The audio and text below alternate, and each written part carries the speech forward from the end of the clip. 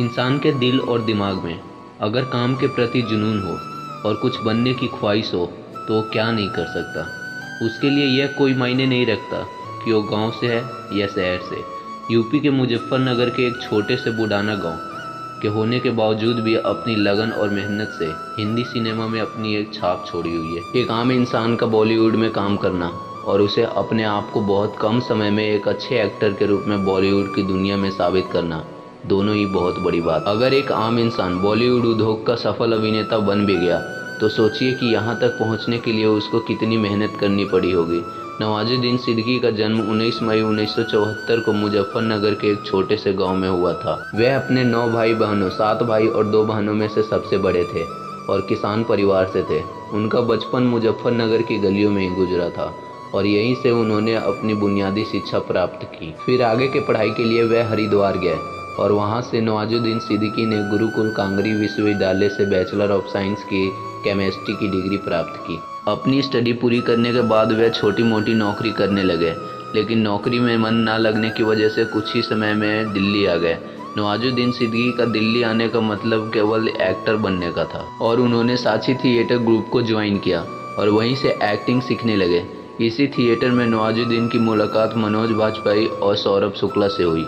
Nawazuddin acting तो सीख रहे थे, लेकिन उनके पास अभी तक आय का कोई स्रोत नहीं था जिनकी वजह से वो दिल्ली में अपना गुजारा कर सके। इसलिए संघर्ष के दिनों में नोएडा दिल्ली में टॉयज बनाती एक फैक्ट्री में सिक्योरिटी गार्ड के जॉब करने लगे और शाम को फिर साक्षी थिएटर में एक्टिंग सीखने आते थे। कुछ समय बाद नवाजुद्दीन सिद्दीकी ने नेशनल स्कूल ऑफ ड्रामा को ज्वाइन किया और 1996 में यहाँ से पास आउट होने के बाद वह एक्टर बनने के लिए सन 2000 में मुंबई आ गए। मुंबई में उनको कोई पहचानता नहीं था और न ही उनका कोई गॉडफादर था जो उनका हाथ थाम सके।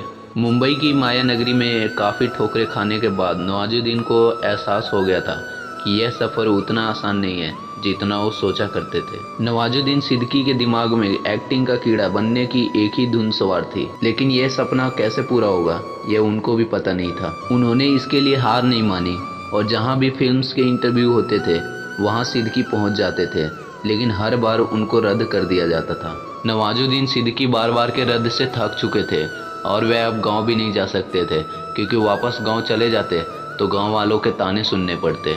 कुछ समय बाद नवाजुद्दीन को कुछ एक टेलीविज़न सीरियल में काम करने का मौका मिला, लेकिन यहाँ पर उनका रोल छोटा रहता था, जिसकी वजह से वो अपने आप को प्रूव नहीं कर पाते थे। नवाजुद्दीन सिद्दीकी को पहला ब्रेक 1999 में आमिर खान की फिल्म सरफरोश से मिला, लेकिन इस फिल्म में उनका रोल बहुत ही छोटा था। अब उनको छोटे मोटे रोल मिलने लगे थे।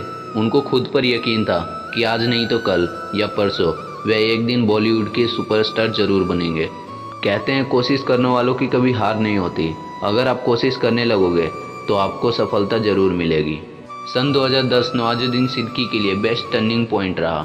उनको 2010 में पीपली लाइव फिल्म के लिए पत्रकार के रोल में सेलेक्ट किया गया, जो उनके लिए बहुत बड़ी बात थी क्योंकि अब लोग उन्हें पहचानने लगे थे। उसके बाद उनको gangs of Wasseypur part 1 film से असली पहचान मिली, जो 2012 में रिलीज हुई। एक ड्रामा फिल्म थी। उस फिल्म में उनकी एक्टिंग को काफ़ी लोगों ने पसंद किया। उसके बाद उन्होंने काफ़ी फिल्म की, जैसे कि बजरंगी भाईजान, बदलापुर, रईस, रमन राघव। आज बॉलीवुड से लेकर हॉलीवुड तक उनके काम की प्रशंसा की जाती है। दोस्तों, अगर आप भी अपनी करियर लाइफ में लगातार फेल होते जा रहे हो तो आपको नवाजुद्दीन सिद्दीकी से ज़रूर सीखना चाहिए।